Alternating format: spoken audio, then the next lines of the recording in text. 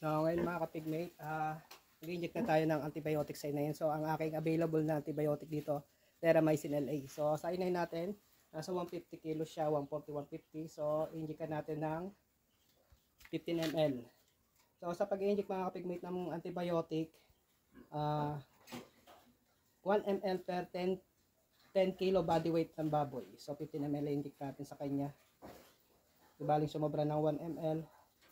Huwag lang makulang. So, inject na tayo.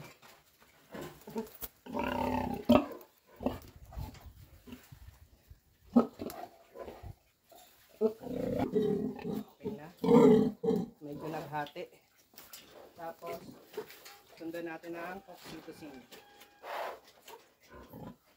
Oxytocin natin 2 ml lang. Lang tayo 2 ml na oxytocin.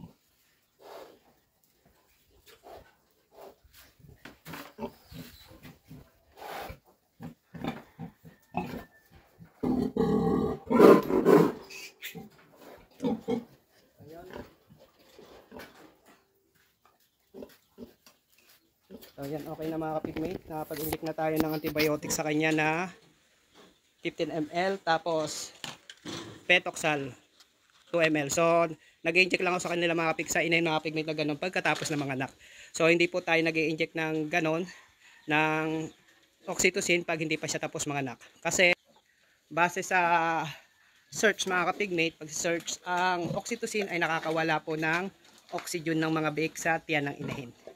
So nagiging dahilan po rin yun ng mga stillbirth. Kunwari, nanganak yung inahin nyo, pag sabihin natin na medyo nahirapan mga anak, tapos nag-inject kayo ng oxytocin, nakakawala po yun ng oxygen ng biik sa tiyan ng inahin. Kaya hanggat maaari po hindi po ako nag-inject ng mga kapigmate ng oxytocin kung hindi pa naman dapat. So nag-inject lang po ako noon pagkatapos ng mga anak. So ang oxytocin mga kapigmate, nakakatulong magpalakas ng gatas at nakakatulong din mailabas ng inahin lahat ng laman ng tiyan niya.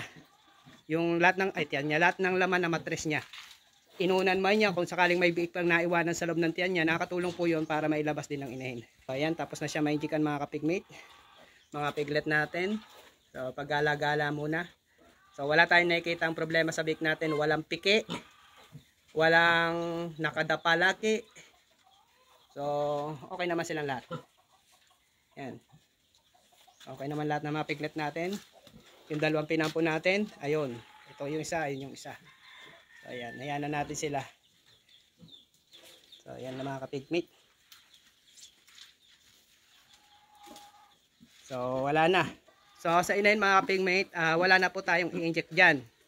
Pagkatapos ng inject na to, ang sunod na inject ko na po dyan mga kapigmate, pag nanghina siya, kunwari manghina yung inahin natin, mag-inject po ako sa kanya ng Bexan SP vitamins. Mga after 5 days yun, kung mahina ang inahin. Pero kung malakas naman yung inahin natin, hindi ko po siya injectan ng vitamins. Hindi na ako magbabitamins sa kanya ng Bexan SP kung malakas naman siya. Tapos, after mga pigmate, mga 14 days, ang inject ko naman sa kanya ay yung vaccine naman po. So, vaccine po na anti-hog cholera. So, ang ginagamit ko ditong vaccine mga kapigmate ay PestVac para sa anti-hog cholera ng inahin. So, ang inject po noon 14 days since mga anak, 2 ml lang po ang i-inject natin. Yun lang po inject na sa inahin natin mga kapigmate. 2 ml lang po. Sunod na inject na po noon mga kapigmate ay 21 days since birth niya. 21 days simula na nanganak siya. Ang sunod natin i-inject mga kapigmate, ParaSure. So, yung ParaSure na yun para maiwasan niya yung mga luno na mga biik, yung sabihin natin mga mummified o mga tinamaan ng parvovirus, para maiwasan natin yon. 21 days pa lang po na simula siya ng mga anak, mag-inject na po tayo ng ParaSure. Tapos 28 days naman mga kapigmate kung magwalay kami, ang 28 days naman po ang binibigay ko sa kanya ay nakita nyo ba? Vitamin A, D, E. Minsan naman po, pag okay naman yung katawan ng inahin, kondisyon naman po, hindi na ako nagbibigay ng ganun mga kapigmate. Pag kinakailangan lang, dinedepende ko lang sa inahin. Pero marami pong na nasa program talaga nila na kailangan mag-inject. Inject noon. Ako naman po ay dinedepende ko naman sa kondisyon ng inahin. Yung dalawang yun, yung dalawang malaki, anak nito yun, parang gusto na nila bumalik sa ina nila. Tapos ito naman iba yun. Dede lang ng dede. Biglang sumirit yung gatas ng inahin pagka-inject natin ng oxytocin. Pero okay lang yan, basta wag lang natin papakainin ngayong maghapon na to para hindi manghina yung inahin natin. So ayan.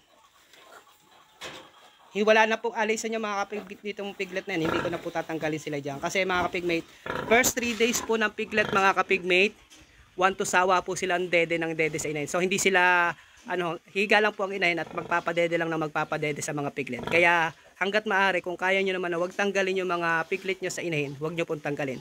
Napakaganda po nun para sa mga biik. Kasi dede lang sila ng dede. So itong pig natin to, saka yung isang yon, 2 days na po yan. Since birth, kahapon yung pinanganak dito sa inahin na to. Makikita nyo, malalakas na sila. So nahihiya pa siyang dumede dito. Pero pag nagutom po yan, dede din na rin yan dito kay Elsie. Ayan. So yun lang muna ang vlog natin ngayon mga kapigmate. Yun lang po mahalaga mga pigmate, yung pag-inject nyo ng antibiotic sa inahin. Saka ng oxytocin. Hintayin yung matapos manganak yung inahin. Wag muna kayo mag-i-inject ng oxytocin kung hindi pa tapos yung inahin nyo. Kung hindi pa tapos manganak yung inahin nyo. Para maiwasan nyo yung stillbirth na tinatawag sa anak ng inahin na patay na inalabas. Kasi naubusan nyo ng oxygen sa tiyan ng inahin. Ayan. Yun lang mga pigmate. Maraming salamat.